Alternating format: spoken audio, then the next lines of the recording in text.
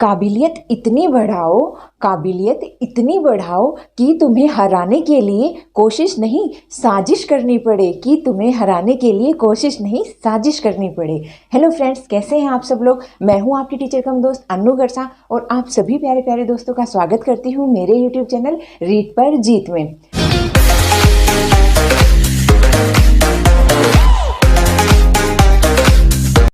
Friends, जैसा कि यहाँ पर लिखा हुआ है, आज अपन पढ़ेंगे हिंदी का जो टॉपिक है संज्ञा, जिसको अपन इंग्लिश में कहते हैं नाउन, उसके बारे में। ये अपना हिंदी रीड लेवल फर्स्ट और हिंदी रीड लेवल सेकंड दोनों का ही कॉमन टॉपिक है, इसीलिए फ्रेंड्स इसको अपन ध्यान से पढ़ेंगे। आप लोग भी वीडियो पर बने रहिएगा एंड तक, पूरा वीडियो देखना फ्रेंड्स, तभी आप लोगों के समझ में आएगा। बीच में अगर गायब हो जाओगे, स्किप कर दोगे तो समझ में नहीं आएगा।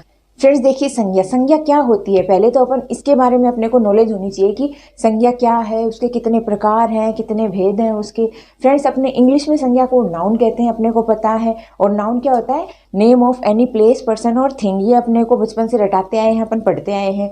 तो फ्रेंड्स आज आपका वही जो बेस है वो मैं क्लियर करवाऊंगी यहाँ पर फ्रेंड्स। लेकिन हिंदी और इंग्लिश की संज्ञाओं में थोड़ा सा अंतर होता है, दोनों में समानता नहीं होती है।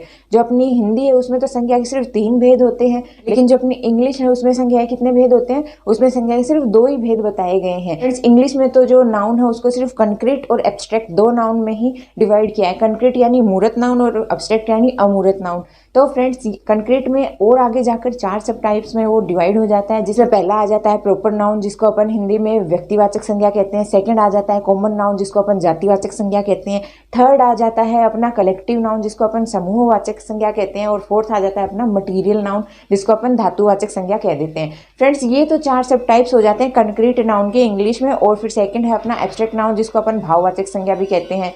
फ्रेंड्स ये तो है अपना इंग्लिश का डिवाइडेशन, लेकिन हिंदी में ऐसे नहीं होता है। हिंदी में अपने शुरू में ही 3 डिवाइडेशन कर देते हैं कि हिंदी की संज्ञाओं के 3 भाग होते हैं। कौन कौन से होते हैं? एक तो होता है व्यक्तिवाचक, दूसरा होता है जातिवाचक और तीसरा होता है भाववाचक। फ्रेंड्स जो इंग्लिश में जो धातुवाचक और जो समूहवाचक जो संज्ञा है वो इसके जातिवाचक में ही शामिल हो जाती हैं, धातुवाचक और समूहवाचक। ये मैं आपको छोटा सा एक सिर्फ जस्ट इंट्रो दे रही हूँ। अपन पूरा इसका एक एक पार्ट है वो पूरी परिभाषा के साथ में, एग्जाम्पल के साथ में, उदाहरणों के साथ पूरा डिटेल से पढ़ेंगे। अभी मैं सिर्फ आपको छोटा सा है जो बातों बातों में समझा रही हूँ कि अपन पूरे वीडियो में क्या पढ़ने वाले हैं।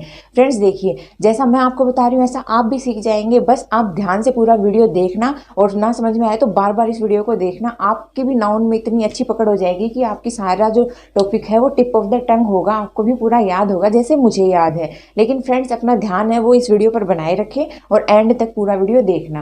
फ्रेंड्स देखिए, जो मैंने आपको बताया कि हिंदी में 3 इसके प्रकार हैं, पहला व्यक्तिवाचक, दूसरा जातिवाचक और तीसरा भाववाचक। तो फ्रेंड्स जो इंग्लिश में जो धातुवाचक संज्ञा होती है और जो समूहवाचक संज्ञा होती है वो हिंदी के जातिवाचक में ही सम्मिलित कर ली जाती है। तो इसीलिए जो अपना हिंदी है उसमें सिर्फ 3 जो है उनका वर्णन अपने को बताया गया है, क्योंकि जो भी धातु से रिलेटेड जो भी संज्ञा होगी, जो भी अपने समूह से रिलेटेड होगी, वो सब किस में आएंगी? वो जातिवाचक में ही आ जाएंगी। फ्रेंड्स अब देखिए अपना आ गया भाववाचक संज्ञा। भाववाचक संज्ञा क्या है? भाववाचक संज्ञा वो है जिसमें अपन कोई ऐसी चीज़ है जिसको अपन छू नहीं सकते, देख नहीं सकते, सिर्फ उसको क्या कर सकते हैं? महसूस कर सकते हैं, सोच सकते हैं ख्यालों में। ऐसी कोई चीज़ है उसको अपन किस में सम्मिलित करते हैं? उसको अपन करते हैं भाववाचक संज्ञा के अंदर। ओके फ्रेंड्स, ये अपनी 3 संज्ञाएं थी। अब अपन इन्हीं के बारे में पूरा डिटेल से पढ़ेंगे। इनकी परिभाषाएं क्या क्या हैं, इनके उदाहरण क्या क्या हैं, उनके बारे में सब कुछ पढ़ेंगे। बहुत ही इत्मीनान से, बहुत ही प्यार से पढ़ेंगे। कोई भी अपने को रटने की जरूरत नहीं है, हर एक चीज़ समझेंगे एकदम बारीकी से। तो हंसते हंसते और एंजॉयमेंट के साथ में अपना जो आज का टॉपिक है वो पूरा कवर करेंगे। अंत में अपन जो है वो से रिलेटेड सारे क्वेश्चंस हैं वो करेंगे। मैं आपको कुछ क्वेश्चंस दूंगी, पहले तो आप उसको सोचकर बताना कि आप उसमें से कितने सही कर पाते हैं। अगर नहीं कर पाए तो आंसर्स तो मैं दूंगी ही आपको, लेकिन पहले अपने सारा पूरा जो टॉपिक है वो क्लियर करेंगे और एंड में इससे रिलेटेड क्वेश्चन आंसर्स करेंगे। तो चलिए फ्रेंड्स शुरू करते हैं अपना आज का टॉपिक, जिसका नाम है संज्ञा। इंग्लिश में अपन इसको क्या कहेंगे? नाउन कहेंगे। सबसे पहले देखते हैं संज्ञा होता क्या है। फ्रेंड्स संज्ञा जो है वो संस्कृत के सम प्लस ज्ञा से मिलकर बना है। सम प्लस ज्ञा को अपन जोड़ेंगे तो क्या बनेगा? संज्ञा शब्द बनेगा।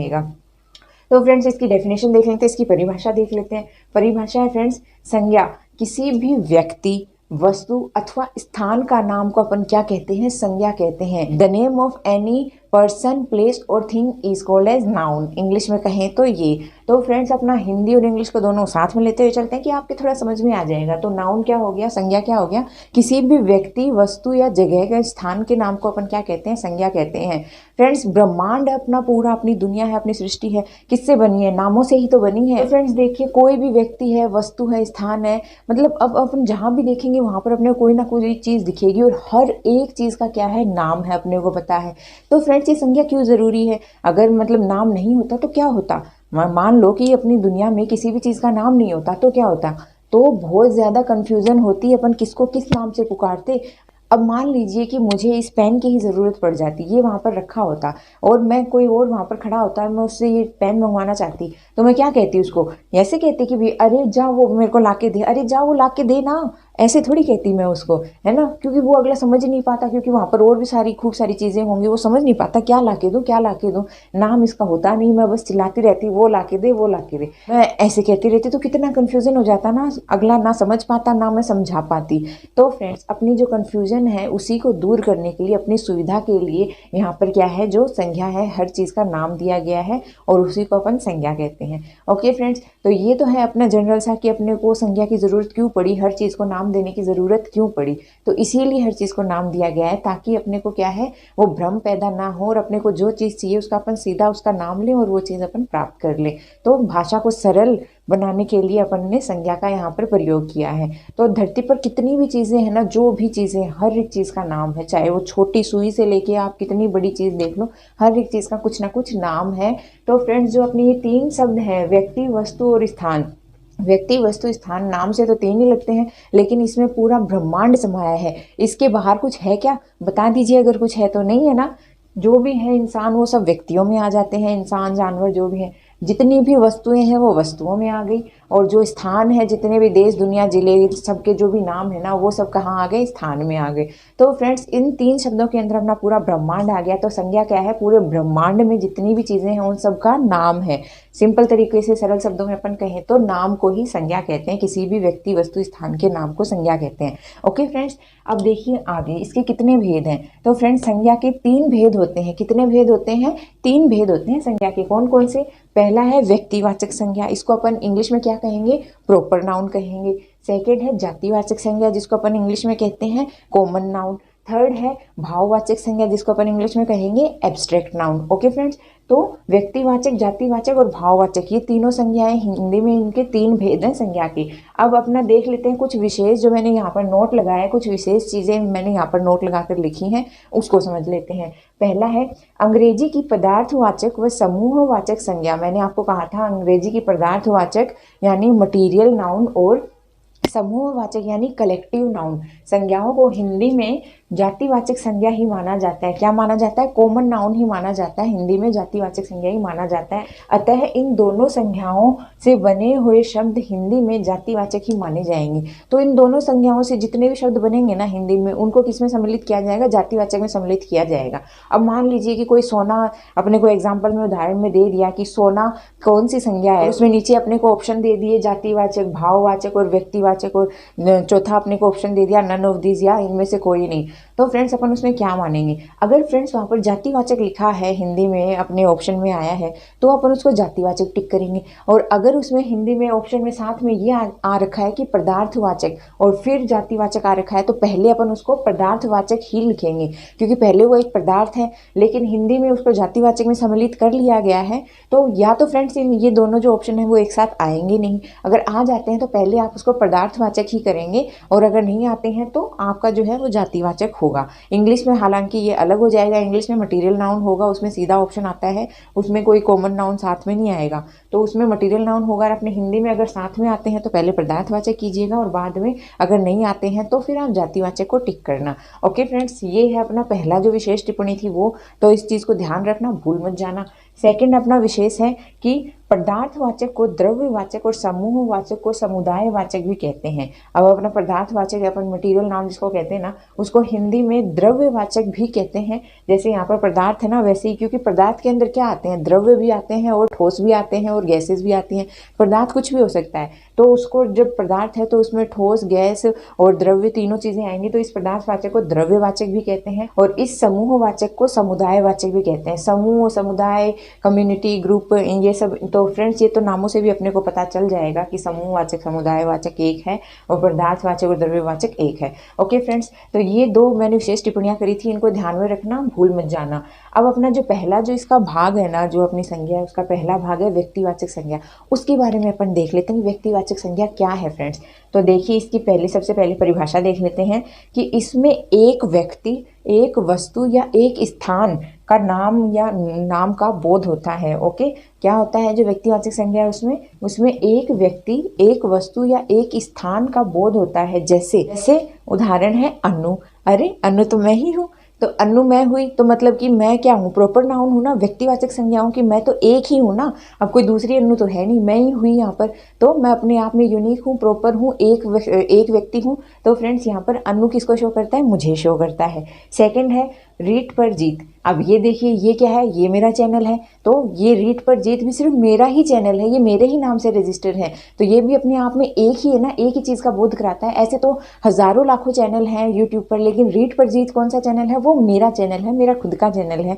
तो सिर्फ एक ही चैनल है रीट पर जीत पूरे यूट्यूब में, वो मेरा है। तो यहाँ पर भी उसने एक का ही बोध कराया और किसी एक विशेष का बोध कराया, तो रीट पर जीत मेरा चैनल हुआ, उसका बोध कराया।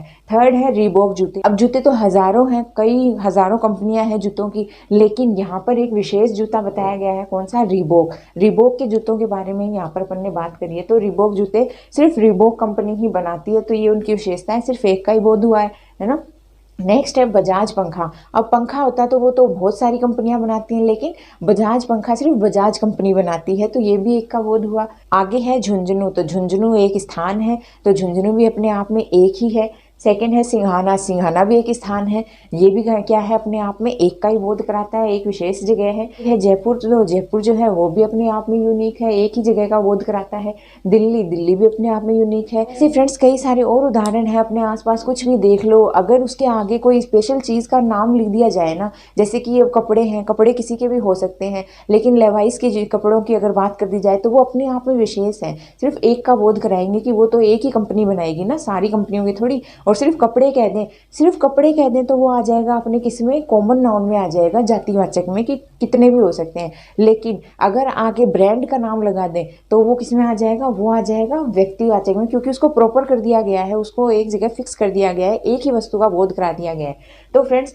ये जितनी भी चीज़ें हैं ये सिर्फ एक ही वस्तु का बोध कराती हैं कि ये अपने आप में सिर्फ एक है, इसके जैसा दूसरा नहीं है, तो उनको अपन कह देते हैं व्यक्तिवाचक या प्रॉपर नाउन, अपन इंग्लिश में जिसको कहते हैं। तो फ्रेंड्स उम्मीद करती हूँ कि आपको ये समझ में आया होगा।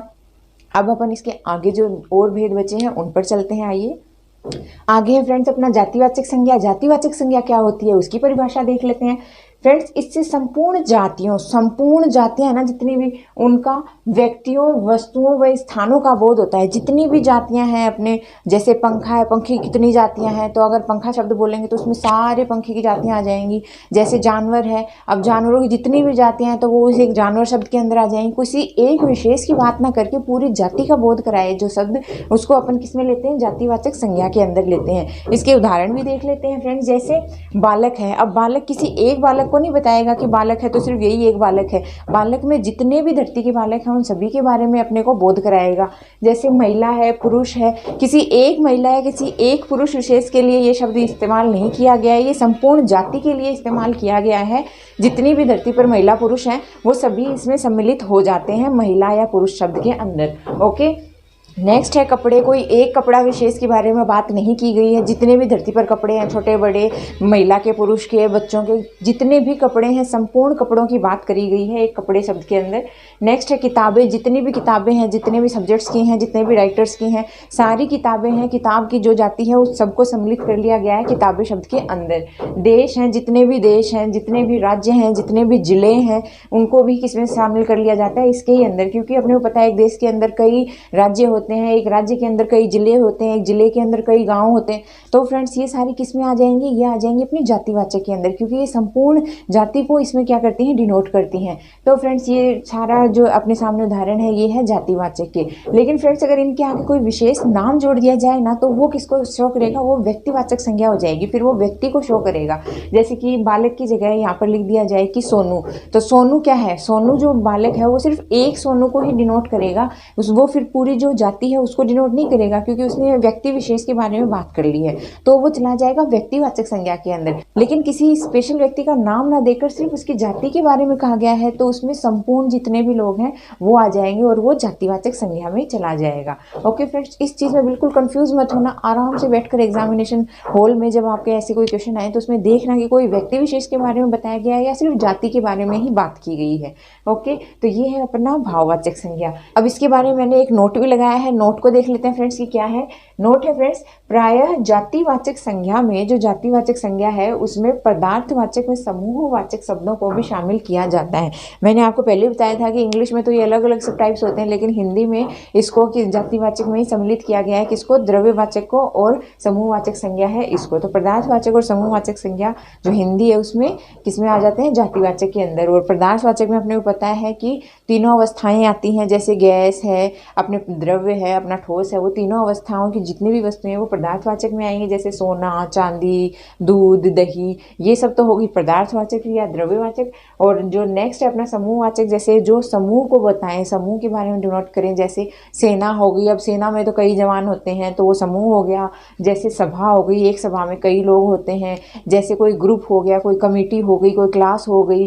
तो ऐसी सारी चीज़ें जो है ना, ये सब किस में आएंगी, सम्मिलित होंगी, ये जातिवाचक में सम्मिलित होंगी हिंदी के अंदर। लेकिन इंग्लिश में इनका खुद का अपना एक सब टाइप है, तो इंग्लिश में वो उस हिसाब से डिवाइड होती है। हिंदी में अपने ये सारी जो है वो किस में आ जाएंगी, जातिवाचक में आ जाएंगी। ओके फ्रेंड्स, इसको भी ध्यान में रखना। नेक्स्ट है भाववाचक संज्ञा।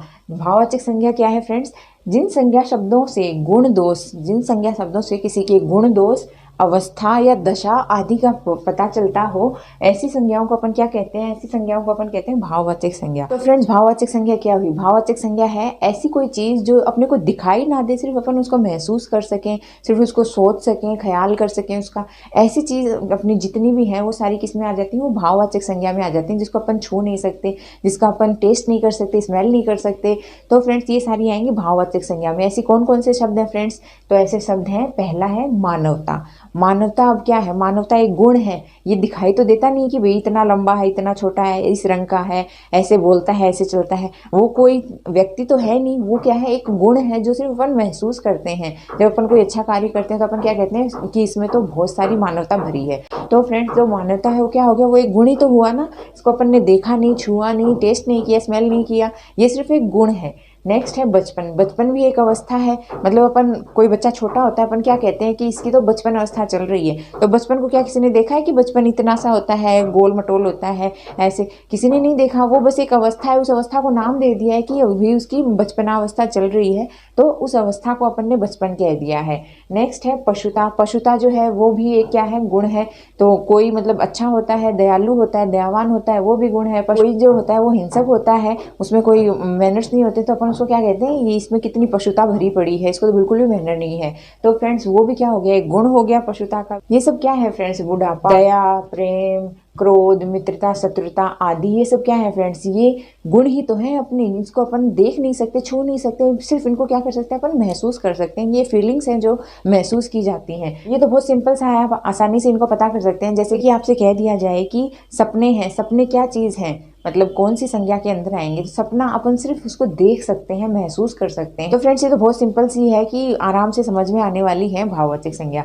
तो ये अपने यहाँ पर एक और मैंने नोट लगा रखा है, देख लेते हैं ये क्या है। नोट में लिखा है कि भाववाचक संज्ञा को मात्र महसूस किया जा सकता है। एकदम सही बात है फ्रेंड्स, अपनी जो भाववाचक संज्ञा है उसको अपन देख छू तो नहीं सकते ना, उसको सिर्फ महसूस कर सकते हैं। तो भाववाचक संज्ञा उसको सिर्फ महसूस किया जा सकता है। नेक्स्ट है फ्रेंड, व्यक्तिवाचक संज्ञा की कभी भी भाववाचक संज्ञा नहीं बनाई जा सकती। अब अपना व्यक्तिवाचक संज्ञा प्रॉपर नाउन है उसको अपन कभी भी भाववाचक संज्ञा में नहीं बदल सकते, बल्कि देखिए इनमें इनसे बने हुए जो शब्द होते हैं भाववाचक संज्ञा नहीं बनाई जा सकती। जो बने हुए शब्द हैं, जो व्यक्तिवाचक के जो शब्द हैं, उनको अपन विशेषण में बदल सकते हैं, उन्हें विशेषण में शामिल किया जाता है। क्योंकि जो व्यक्तिवाचक वो अपने आप में यूनिक है, एक का बोध कराएगा, तो अपन उसका जो भाववाचक है वो कैसे बनाएंगे? व्यक्ति को तो अपन देख छू सकते हैं, पता कर सकते हैं, तो फ्रेंड्स वो भाववाचक तो बन ही नहीं सकती। ये तो सिंपल सी बात है, क्योंकि भाववाचक को तो सिर्फ महसूस किया जाता है और व्यक्ति तो अपने सामने साक्षात होता है, जिसकी अपन बात करते हैं व्यक्तिवाचक संज्ञा में जितनी भी वस्तुएं होती हैं वो तो अपने सामने होती हैं। तो फ्रेंड्स इनका क्या होगा, इनको अपन भाववाचक नहीं बना सकते, सीधी सी बात है। इनका अपन लेकिन क्या बना सकते हैं, इनको अपन विशेषण बना सकते हैं, इनकी अपन विशेषता बता सकते हैं। जैसे अपने सामने उदाहरण है, पहला है राजस्थान। राजस्थान क्या है, एक जगह विशेष है। अब राजस्थान से कोई जाएगा तो वो क्या कहेगा, मतलब अपना जब इंट्रो देगा कहीं और, कोई उससे पूछेगा तो क्या कहेगा कि मैं राजस्थानी हूँ। राजस्थानी हूँ मतलब उसने अपनी विशेषता बताई ना कि भाई वो कहाँ से है, वो राजस्थान से है तो वो राजस्थानी हुआ। तो अपन उस राजस्थान को अपन यहाँ पर भाववाचक नहीं बना सकते। अब राजस्थानी है, राजस्थानी कोई अलग से तो कोई चीज़ है नहीं, वो राजस्थान से आया है इसीलिए उसने अपनी विशेषता बताई कि मैं राजस्थानी हूँ। तो ये इसका क्या बना, ये उसका विशेषण बना। राजस्थानी उसका विशेषण बना, उसने अपनी विशेषता बताई कि मैं राजस्थान से आया हूँ तो मैं राजस्थानी हुआ। तो ये उसकी विशेषता बता रहा है, ये भाववाचक में नहीं गया, ये किस में गया, ये विशेषण में गया। नेक्स्ट है भारत। भारत अपन बताते हैं कि वी आर इंडियंस, कि हम भारतीय। अपना भारतीय होना क्या है फ्रेंड्स, ये अपनी विशेषता है कि अपन क्या है, भारतीय हैं। लेकिन अपन भारतीय हैं तो अपन सामने हैं, साक्षात अपने को लोग देख सकते हैं, छू सकते हैं। तो फ्रेंड्स अपन किस में जाएंगे, अपन विशेषण में जाएंगे, ना कि अपन भाववाचक में जाएंगे कि अपना गुण है कि अपन भारतीय हैं। लेकिन वो भाववाचक में नहीं जा सकते क्योंकि अपन तो उनके सामने हैं। अपन देखो सुनो, अपन साक्षात उनके सामने हैं, तो अपन भाववाचक में तो जा ही नहीं सकते, तो अपन गए हैं विशेषण के अंदर। और लास्ट है अपना झुंझुनू। तो झुंझुनू निवासी क्या कहेगा कि हम झुंझुनू वाले हैं, तो झुंझुनू वालों कहेगा झुंझुनू वाला। तो फ्रेंड्स ये अपने सामने थे अपने 3 प्रकार संज्ञा के।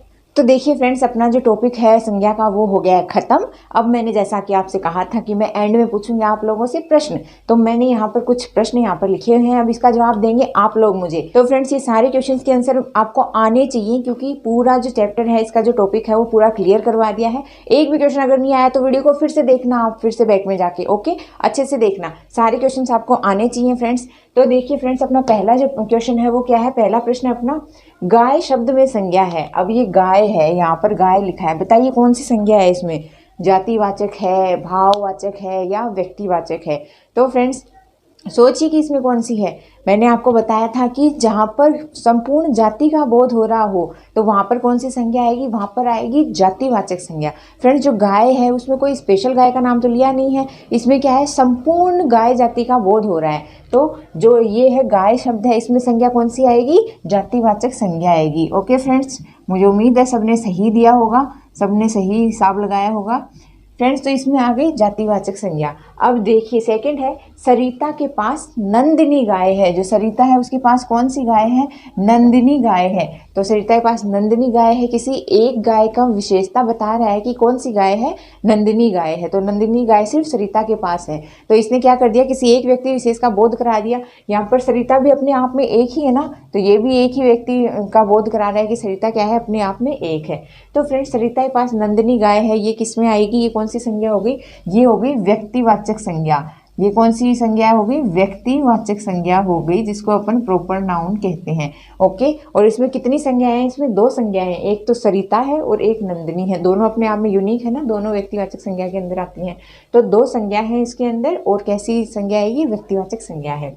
नेक्स्ट है, हिंदी में संज्ञा के कितने भेद होते हैं। अपन ने अभी अभी पढ़ा है कि हिंदी में कितने भेद होते हैं संज्ञा के, 3 भेद होते हैं ना। हाँ, तो हिंदी में 3 भेद होते हैं, कौन कौन से, जातिवाचक, व्यक्तिवाचक और भाववाचक संज्ञा।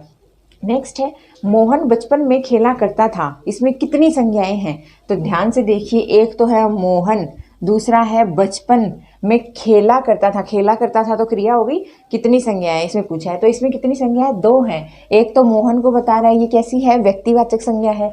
सेकंड है बचपन, बचपन अवस्था को बता रहा है, तो ये भाववाचक संज्ञा है। तो मोहन और बचपन ये 2 संज्ञाएं हो गई, तो इसमें कितनी संज्ञा है, 2 है। एक तो है अपनी व्यक्तिवाचक संज्ञा और एक है अपनी भाववाचक संज्ञा, तो इसमें 2 संज्ञाएं हैं।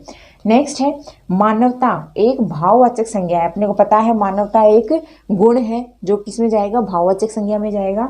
जिसका निर्माण हुआ है, किससे हुआ है? मानवता का निर्माण किससे हुआ है? मानवता का निर्माण मानव से हुआ है। मानव हुआ तभी तो उसकी मानवता बनी। तो फ्रेंड्स, मानवता का निर्माण किससे हुआ? मानव से हुआ। और मानव क्या है? एक अपने आप में जाति है ना, जाति विशेष है। तो मानवता एक भाववाचक संज्ञा है जिसका निर्माण हुआ है मानव से, और मानव क्या है? एक जाति विशेष है, तो जातिवाचक संज्ञा है। मानव क्या है? एक जातिवाचक संज्ञा है ना।